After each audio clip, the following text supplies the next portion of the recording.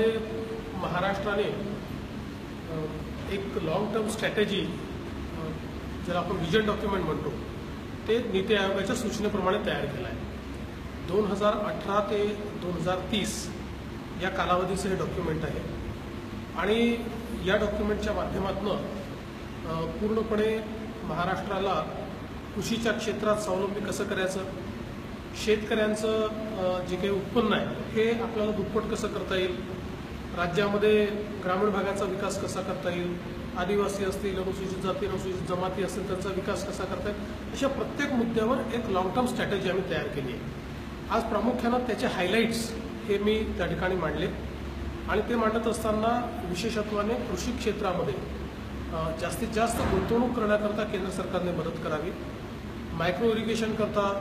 मोठ्या प्रमाणात निधीची उपलब्धता करून द्यावी, त्याचप्रमाणे हे जे आत्महत्याग्रस्त जिल्हे आहेत त्या जिल्ह्यांमधले प्रोजेक्ट्स पूर्ण करण्याकरता मागच्या काळात केंद्र सरकारने 26,000 कोटी रुपये आम्हाला दिले आहेत, पण आम्ही अशी मागणी केली आहे की फोकस्ड अशा प्रकारचा कार्यक्रम जर आत्महत्याग्रस्त जिल्ह्यांमध्ये आपण त्या ठिकाणी केला आणि त्या माध्यमातून तिथे जे काही इरिगेशन प्रोजेक्ट्स आहेत हे आपण कंप्लीट केले तर मोठ्या प्रमाणात त्याचा फायदा होऊ शकेल। यासोबत ज्याला आपण कृषी क्षेत्रातलं इन्व्हेस्टमेंट म्हणतो म्हणजे ज्याच्यामध्ये ॲग्री मार्केटिंग आहे किंवा कापणीनंतरच्या ज्या काही पोस्ट हार्वेस्ट टेक्नॉलॉजीज आहेत अशा सगळ्या गोष्टींमध्ये लॉंग टर्म इन्व्हेस्टमेंट स्ट्रॅटेजीच्या संदर्भातला विषय हा त्या ठिकाणी मी मांडला। त्यासोबत ही देखील मागणी केली की डाळींच्या संदर्भात एक लॉंग टर्म पॉलिसी तयार झाली पाहिजे, त्याचं बफर स्टॉक असेल, त्याचं स्टोरेज असेल या संदर्भातली पॉलिसी तयार झाली पाहिजे किंवा कृषी मालाच्या संदर्भातलं जे काही प्राइस स्टॅबिलायझेशन आहे या संदर्भातली पॉलिसी अधिक सक्षम केली पाहिजे। यासोबत डिजिटल इंडियाच्या संदर्भातले काही विषय मी त्या ठिकाणी मांडले। विशेषतः भारत नेटच्या अंतर्गत आम्ही जो महानेट कार्यक्रम हातामध्ये घेतला आहे,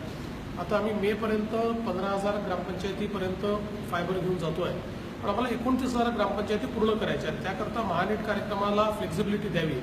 अशा प्रकारची मागणी देखील मी केली आहे की ज्यातनं पूर्णपणे डिजिटल कनेक्टिव्हिटी प्रत्येक गावामध्ये ही त्या ठिकाणी पोहोचेल आणि आपले सगळे कार्यक्रम आपल्याला त्या ठिकाणी त्याच्या माध्यमातून पोहोचवता येतील। त्यासोबत मी ह्याची देखील माहिती दिली की आता आम्ही DBT पोर्टल तयार करतो, जून 1 पासून ते आमचं सुरू होईल